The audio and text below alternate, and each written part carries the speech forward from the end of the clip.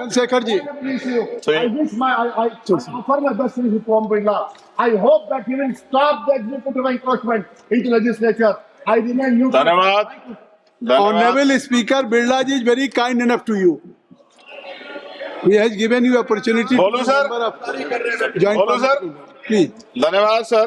चंद्रशेखर जी। आपने मुझे अविश्वास प्रस्ताव पे मेरी बात रखने का मौका दिया है सर। मैं धन्यवाद फूले, साहू, अंबेडकर, काशीराम साहब, बीपी मंडल साहब, उन तमाम महापुरुषों को जिन्होंने संघर्ष किया, जिनकी वजह से संवैधानिक व्यवस्था आई, और भारतीय संविधान को भी धन्यवाद दूंगा उसके प्रोसीजर को सर, उसकी वजह से आज हम लोग यहाँ हैं। माननीय बाबा साहब अंबेडकर ने कहा था कि स्पीकर के कर्तव्यों के बारे में कि स्पीकर को निष्पक्ष और स्वतंत्र होना चाहिए, उसे सदन के नियमों और प्रक्रियाओं का पालन करना चाहिए और सभी सदस्यों के साथ समान व्यवहार करना चाहिए।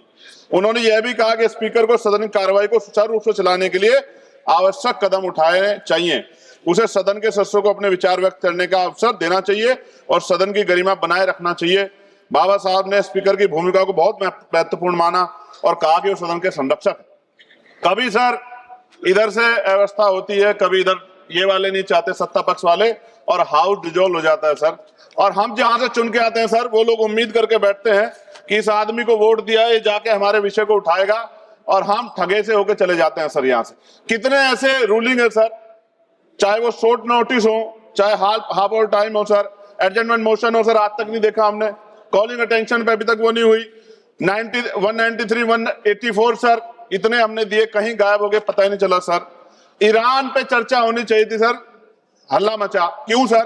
क्योंकि गैस के दाम बढ़ रहे हैं और ऑयल की भी दिक्कत सर देश में पैदा हो रही है। जो बिल आते हैं सर, हम उस पर इसलिए बोलना चाहते हैं, हम ये कोई ऐसा नहीं सर कि हमें कोई बहुत जरूरत है गिड़गिड़ाने की कि हमें बोलने का मौका दीजिए, क्योंकि जब इन बिलों को रिसर्च होगी, आने वाली पीढ़ियां करेंगी, तो हमारा पक्ष क्या था, हमारी आइडियोलॉजिकल हम कहां खड़े थे, ये देश जानेगा, आने वाली पीढ़ियां जानेगी। इसलिए हम बिल पे बोलना चाहते हैं, अपना पक्ष रखना चाहते हैं सर। 2.5 साल हो गए मुझे यहाँ SC ST पे जो अत्याचार है, NCRB का डाटा उठा के देखो सर, अभी 1.5 साल हुए। 1.5 हुए सर। अच्छा हुआ सर आप जोड़ रहे हैं सर, अच्छी बात है। 1.5 हुआ सर, वो इसलिए जोड़ रहे हैं, डिप्टी स्पीकर बनना है उनको। चलिए सर, जो भी मैं कह रहा हूं सर, NCRB का डेटा जो कहता है सर, लाखों बच्चों पे, दलितों पे, पिछड़ों पे, आदिवासियों पे हत्याएं होती है सर। क्यों नहीं चर्चा होती इस हाउस में सर? क्या उनकी माओ का दर्द नहीं होता पैदा करते? क्या दलित, पिछड़े, आदिवासी सर इंसान नहीं है सर? सर जयसलाल सरोज को सर जला के मार दिया, कफ्ताड़ की मां बेटी को सर अन्याय, और तरुण की हत्या कर दी सर दिल्ली में।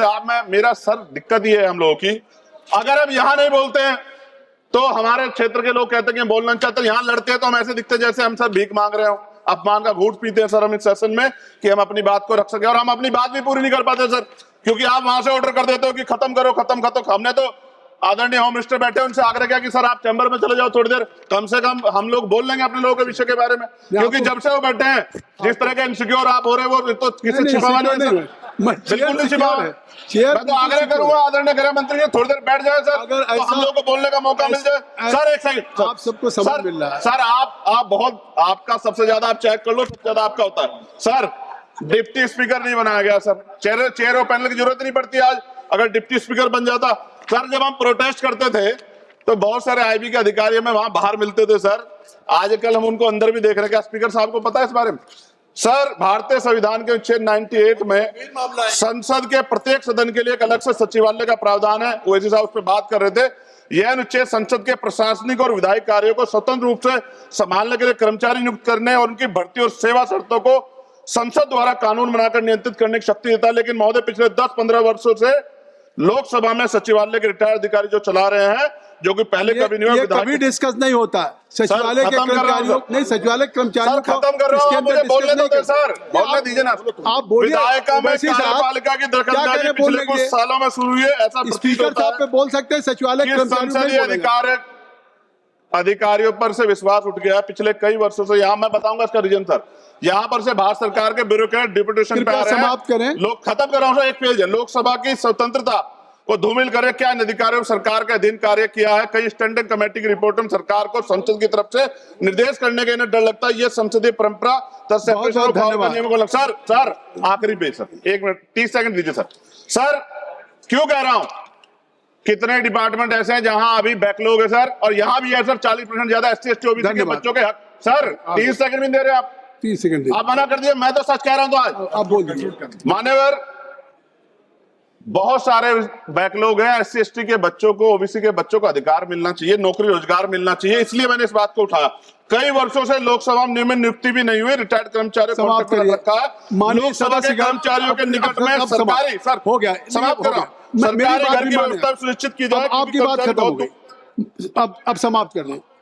सभी मैं माननीय सदस्यों से कहूंगा कि नहीं, चलिए अब सभी माननीय सदस्य कहूंगा कि हर विषय पे हर माननीय सदस्य को आज होने के